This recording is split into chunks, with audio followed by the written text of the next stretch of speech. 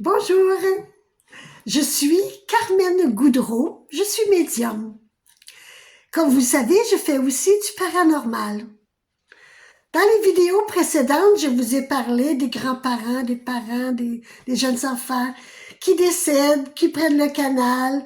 Il y en a qui le prennent facilement, d'autres qui le prennent avec difficulté, d'autres qui ne le prennent pas du tout parce que, à cause d'un million de raisons, une colère, une injustice, ils ne désirent pas quitter cette terre immédiatement.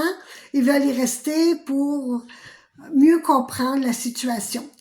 Mais puis j'ai expliqué aussi que on avait beaucoup d'aide en tant que professionnel, en tant que passeur d'âme, à se libérer de nos personnes autour de nous décédées qu'on appelle des entités mélangées, des entités perdues ou tout simplement des entités.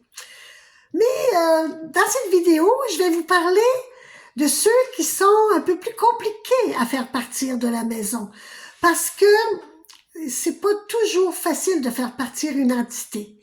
Surtout une entité qui a choisi le chemin de la noirceur. Ça existe. Et ça aussi, il faut comprendre la différence. C'est pas toujours un père, une mère, un grand-père, une grand-mère qui habite nos maisons quand vous sentez qu'il y a quelque chose qui va pas bien. Il faut être assez simple, assez humble pour être en nous et dire, OK, papa, est-ce que c'est toi? Puis vraiment laisser aller, vous allez sentir, non, c'est pas papa. OK, est-ce que c'est mon petit garçon? Vous allez le sentir. Non, c'est pas votre petit garçon. Vous allez même entendre rire, un rire vraiment pas joli. Vous allez entendre un souffle très désagréable. Dans ce temps-là, ouf, on arrête tout. Là, c'est un autre travail. Et c'est aux professionnels de voir la différence.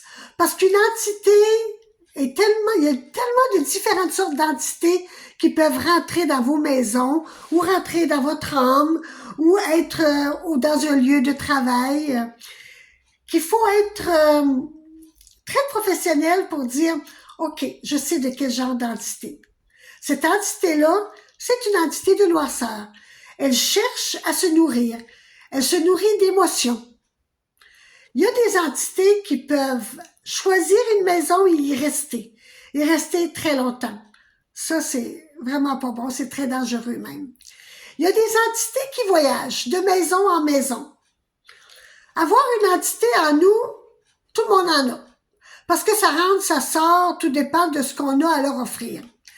Mais si dans votre maison, vous leur offrez exactement ce qu'ils désirent, de l'émotion, parce que eux, ils mangent notre émotion, ils mangent nos tristesses, notre colère, et que dans la maison, il y en a en quantité industrielle, on peut dire, bien, les entités de noirceur vont rester.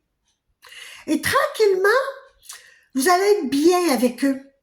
Vous allez vous sentir comme accompagné, vous allez parler contre le voisin, toujours avoir quelque chose à dire contre monsieur le maire ou tu sais, vous allez sentir que vous avez une parole pas toujours très agréable.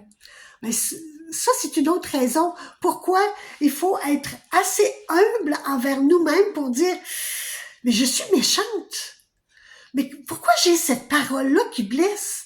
Pourquoi j'ai été dire ça à mon ami? C'est pas ça que je voulais lui dire. Puis dans ce temps-là, allez chercher de l'aide. Parce qu'il y a quelqu'un qui contrôle vos vies et ça existe. Surtout quand vous êtes plusieurs dans la famille et que vous vous apercevez qu'un membre de la famille a changé très rapidement, il faut aller aider, aller trouver de l'aide pour savoir ce qui se passe. Dans mon livre, Ma vie avec le paranormal, j'explique les différentes façons qu'on peut faire pour libérer nos maisons, libérer nos lieux de travail, être bien chez nous. C'est important.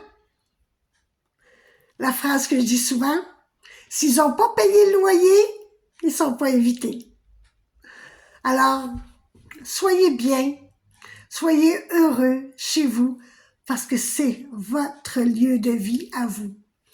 Je vous aime. À la prochaine.